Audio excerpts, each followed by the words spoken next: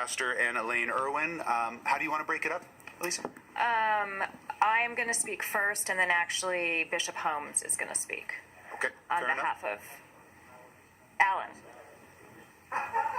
E.L. Holmes. Pastor Allen. Square. Bishop Allen. I've got a PowerPoint. That's a high compliment, Pastor Allen. Okay, floor is yours. You have 12 minutes.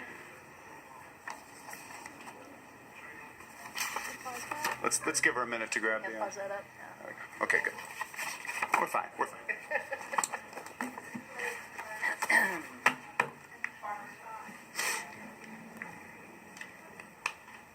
Good evening. Congratulations to the new officers on this board. I'm Elisa Paster. I'm here on behalf of the applicant. And congratulations to Commissioner Margulies for being done with her service.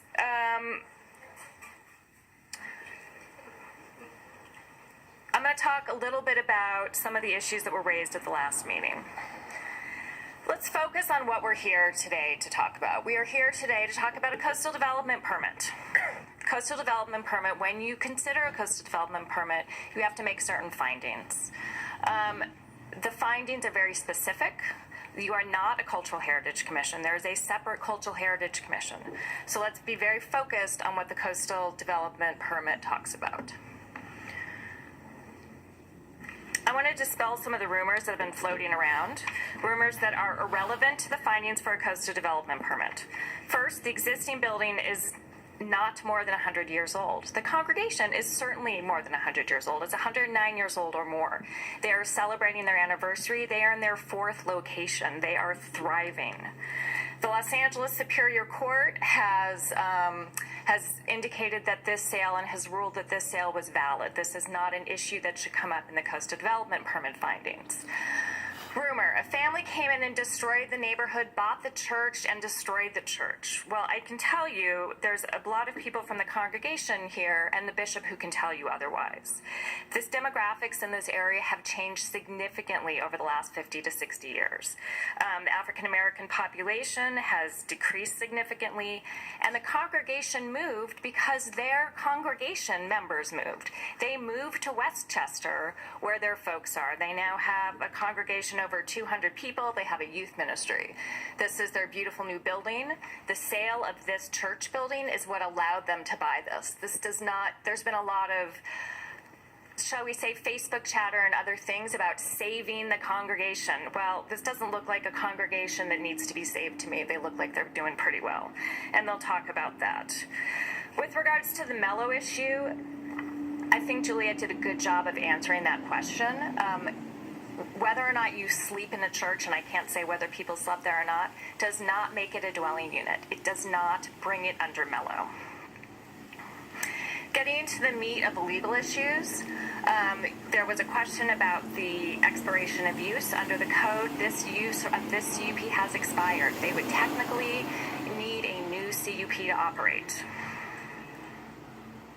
With regards to the HRA, so our consultant is here today, and she can speak to any questions that you may have, questions they may have about the methodology that was done. But I can tell you that they are an approved expert for the city. The main reason that the building and the site are not historic is because they were constructed after the period of significance of African Americans in the Oakwood community. That period was the 1910s to the 1960s. So now, everything... Hold on.